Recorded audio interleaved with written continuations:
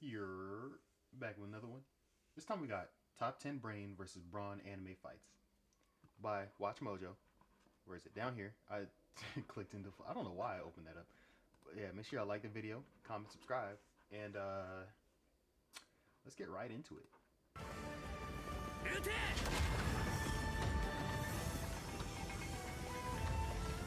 This is Ashley with Watch Mojo, and today we're counting down our picks for the top 10 Brain vs. Brawn anime fights.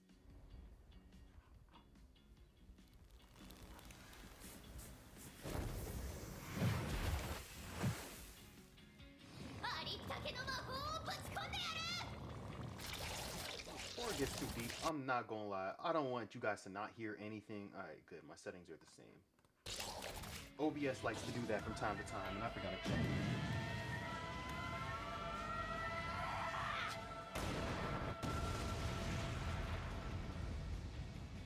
For this list, we'll be looking at the clashes in anime that pit mind against muscle. Think we messed up our calculations and missed a crucial entry? Let us know in those comments. And as always, you can catch me on Twitter at AshJBo, so head over there, give me a follow, and let me know which anime list you want to see next. Number 10, Kaneda vs. Gaulang, Kengan Ashura. When facing a champion boxer, there's only so much you can do before you get your face beaten in.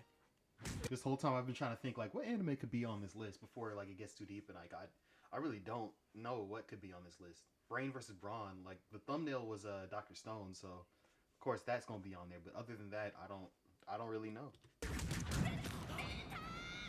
In spite of this, Kaneda pushes himself forward in the hope that his superior reflexes and a boatload of medication can keep him on his feet long enough.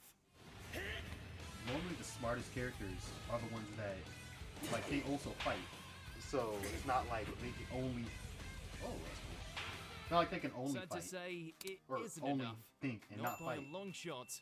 While he still finds himself buried under the weight of Gaolang's fists, Kaneda at least earns some respect from the Thai god of war. I hate this animation style. Hope it was worth the hospital bill. Number 9, Kumoko vs. Araba. So I'm a spider, so what? Guess size doesn't matter, just as long as you've got no end of sneaky tactics to help even the odds.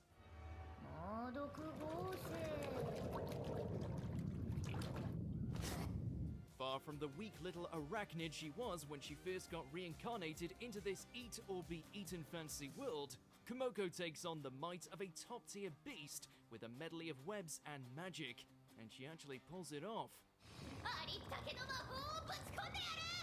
The Earth Dragon may have the bigger kaboom, but not even it can brush off getting pummeled with that much venom. Just look how far our little isekai has come. Number 8, Shibukawa vs. Orochi, Baki the Grappler. Both masters of their respective martial arts, and an underground tournament to decide who is truly superior. A left-hand uppercut. It's our master's specialty. Okay, I gotta watch Baki the Grappler, because I watched Baki and I watched Baki Hanma, but I haven't seen the original. And I love Shibukawa, and I love Orochi, less Shibukawa, because I don't really remember what he did in Baki. But Orochi's a badass. Orochi was the one who took out the white-haired dude. I forgot his name, but he broke his mentality. He completely broke him. Even with his Herculean strength and immense skills, Orochi still finds himself... Oh, before we keep going. What I was saying earlier about like the people who can fight, like I was thinking like smart characters like Sasuke's. Sasuke's pretty smart, except for he's emotional. But he's pretty smart, but he can also like he can beat ass. Like he's strong. So that's why I don't know who could really be on this list. I didn't know Shibukawa was that smart, but it makes sense because look how small he is compared to everybody else. Of the jiu-jitsu practitioner. This might sting! A surprise jab! Even after getting his face pelted with Orochi's karate, it's not enough to stop Shibukawa from bringing an end to things with one hell of a throw.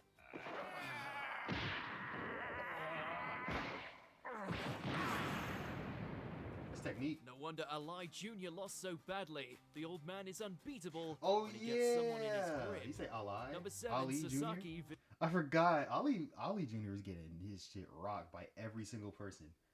He got beat by Orochi. He got messed up by Baki's other brother, or his only brother. This is Poseidon, record of Ragnarok. Even armed with the weapons of a Valkyrie, going up against an actual god is a daunting ordeal, especially when one of them happens to be the ruler of the seas. And what would you guys rate this show? It's on my Netflix like queue, but like I haven't clicked on it. I'm a little weary. Serving to as watch it. humanity's representative, history's ultimate. But then again, I'm not gonna watch it until I finish Vivi. I'm halfway through Vivi. I got to the after the ship was taken down with that how am I going to explain this? So the the android island, what are they called? AI island. They took that down pretty much. That was the last thing I seen. Loser is forced to contend with Poseidon's relentless strikes, most of which would be enough to slay a lesser man.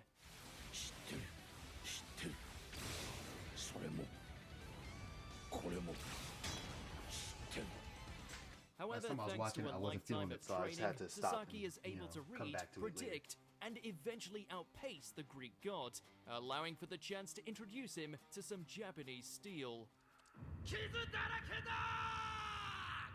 He doesn't care. Number He's 6, just eating it. Usopp versus Chu.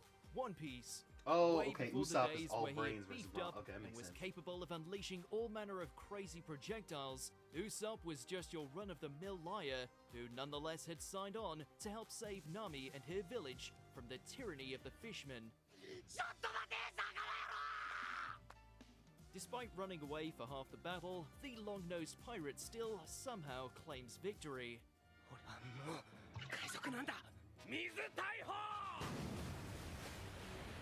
Chu may be able to unleash titanic water projectiles, but even that fails in comparison to taking a hammer to the head repeatedly. God Usopp at his finest. He was freaking out, but he actually Number won that 5, fight. Reg versus Bondrude. Made in Abyss, Dawn of the Deep Soul. Given all the atrocities he committed, even to his own family, it was high time this white whistle earned an incinerator to the face.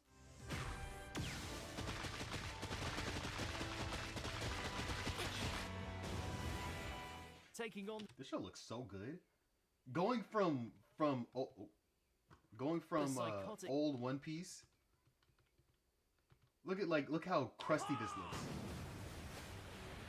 Chu may be able to That was unleash early titanic 2000s water animation right there. projectile To this, in a war it's of just attrition. that's the a two shock. armored beings duke it out with everything they have, all the while Bondrude slowly succumbs to the effects of the Abyss's curse.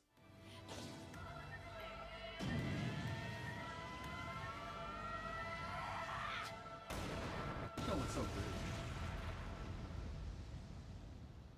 While Reg ultimately loses out in terms of firepower, the Sovereign of the Dawn is still no match for a well-timed ambush, especially one with a vengeful and fully armed Rico waiting in the wings. 私ねリコたちと仲直りしてほしいんだ Number 4, Kakyoin vs. Dio, JoJo's Bizarre Adventure, Stardust Crusaders. To give credit to the ultimate Okay, yeah, Kakuin's I almost said Bankai because that sounded like a Bleach name. I'm thinking of the dude with the Bankai who had the big ass like the shoulder pad thingy, the sword shoulder thing that like he swung it around. It was all cool and it like built up the big dragon. I'm forgetting his name, but like I was thinking of him when I said Kakuin. But Kakuin's stand was pretty trash. I'm not gonna lie. It was so weak. It was just he had to use his brain. MILF Hunter, it was a pretty solid plan. It's just a shame his opponent had to be Dio.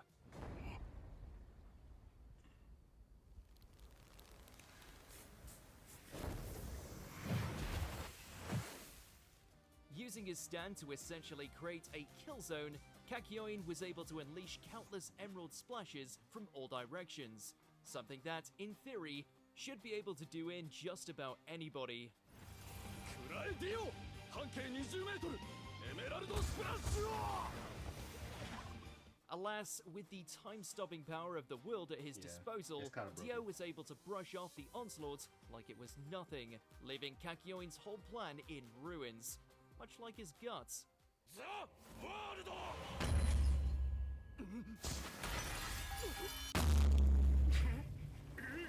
Kakyoin! Number 3. I love Dio. I'm not gonna lie. I keep forgetting that these aren't like Brain beats Brawn. It's just Brain fighting Brawn. So like one is like super smart compared to the other, or like tactical or whatever, and then the other is just really strong, like really strong. And I keep thinking like, oh wait, but Kakui didn't win this. Oh yeah, that's right. It didn't matter. Levi versus Beast Titan. Attack on Titan. It's the law like of this, the yeah. jungle. Mess with Levi Levi, was and dummy you're gonna strong. end up with a dozen explosives jammed in your neck and left as a heap of roasted flesh. Or maybe that's just Zeke. I feel so bad for Levi. He really killed all his subordinates within seconds. None too happy that his comrades were turned into titans by He the was older pissed. Jaeger brother. Levi goes berserk and brings about a much-deserved reckoning. He's had to bury so many allies. He's just like, what's a few more? While Zeke's beast form may have granted him the strength to turn anything into a lethal projectile, Levi's use of the environment and handy collection of thunder spears soon turned the table. This is actually perfect because I wanted to talk about Attack on Titan a little bit more since I've seen the last season. There's some things that kind of bugged me about the whole. But by the way, major spoilers. If you haven't seen the last season, don't watch it. Don't like skip forward a little bit. But so when they said Eren, the Attack Titan, has the ability to see the future, and Eren actively changed the future with stuff that he wasn't there for. But it's like, how? This is why I don't like time travel in most cases. Vivi is exception because that's pretty cool.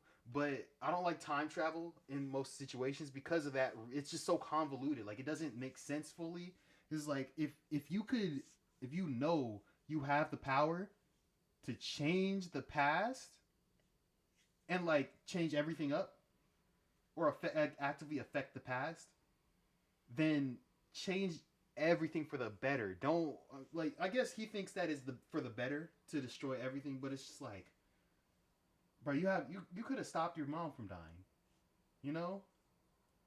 You really could have did that. You could have warned, like have your dad be like, hey, they're coming. This is what they gonna do. This is how they gonna do it. This is who's doing it. So we gonna find these people. We gonna evacuate. They go like lightly evacuate. Look, I could come up with a plan right now. We're gonna evacuate my family. My family and like key people, who were important to the future. And then so my wife don't gotta die. That's what I'm gonna do. I'm just like, look. My wife not dying, so get her out of there. Everything else is going, whatever, fine. Now we know who the people are coming. We know it's Bertold. We know it's Annie. We know it's Reiner. We know who else was it? Was it just those three who showed up, or wasn't there a fourth one? I feel like there was a fourth one, but I can't remember. Anyways, those people, like, get them up out of here. Get them up out of here. As soon as they show up, arrest them, experiment on them, find out what they do. We got this. We got this planned up. I can see the future. I'm a monster. Let's go. That's what I would do. I don't know if I'm that rational normally, but now knowing time travel things. Next time, maybe Zeke will do himself a favor and give Levi a wide berth. Number 2, Kingdom of Science Oh, there's not versus gonna be a next Tsukasa time. Empire. Promise you. Dr. Stone. For the fate of the Stone I think World, this was uploaded these two before the factions threw final their season all also. into the final battle, but only one of them came Or out a most winner recent season. while accomplishing a bloodless victory.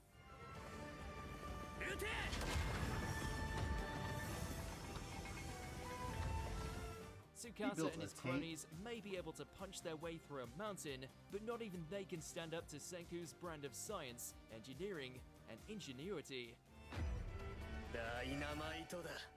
Turns out all those muscles don't do well when faced with the threat of a tank, wireless communication, and nitroglycerin, something Senku uses to his advantage and forces an immediate surrender from his long-term frenemy. 受け止めても叩き落としても爆発する。広範囲の爆風はかわすのも無理だ。確かに不可避だね。 Before we continue, be Did they, sure like, to subscribe replace to all our of his channel allies? and ring Like, the bell to get notified about our latest videos. his You best have the friend option and, to be like, the chick notified that they for revived. occasional videos or all of them. They just get If you're replaced? on your I haven't phone, watched make Dr. sure to Stone in a go minute. into your settings and switch Okay, Naruto okay. Shippuden. It's Yes. that age-old question: how do you kill something that's immortal? Unfortunately, This Shikamaru in this arc gave me the most like part 1 Naruto vibes. Because part 2, they was just relying on strength. There was no technique. How did they beat Kakuzu? Naruto literally threw an overpowered technique at him and killed him in one shot. He had 2 more hearts or whatever. They just said, whatever. He's stronger. Shikamaru, he worked for this win. Hidan couldn't be killed. So he had to find a way to beat him, like, intelligently. for the I love Akatsuki's it. unkillable zealot, Shikamaru is one smart cookie and cooks up one hell of a plan to finish him off for good.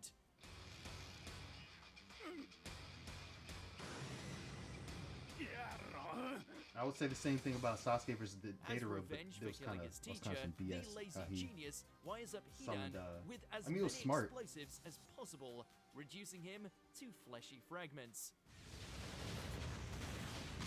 I had a headcanon theory of what was going to happen in Baruto.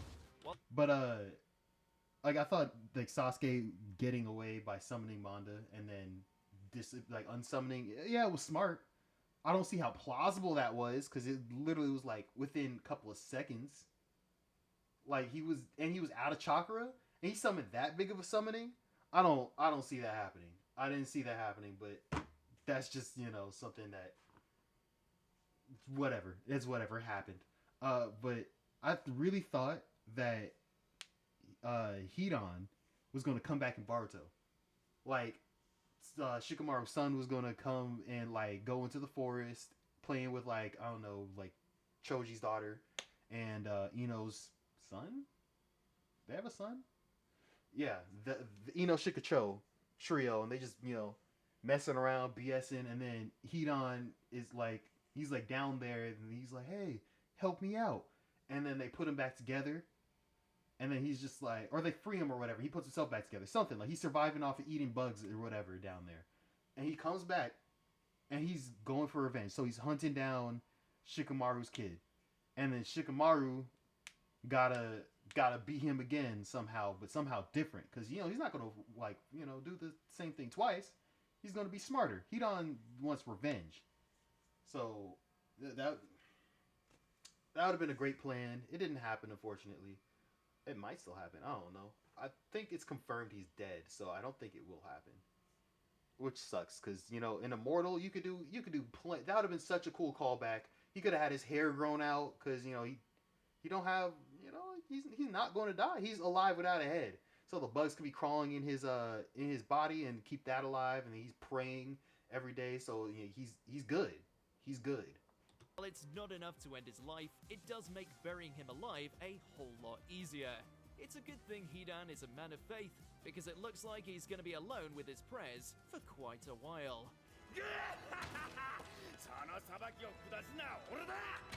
てめえなんてはだけて十分だ。よく噛んでバラバラにしてやるぜ。 Do you agree with our pick? Like, bro, that sounds like a prophecy that's going to come true. He said, I will come back and get you. But he's not alive, so. Alright, hope y'all enjoy. Make sure y'all like the video, comment, subscribe. I'm out. Peace.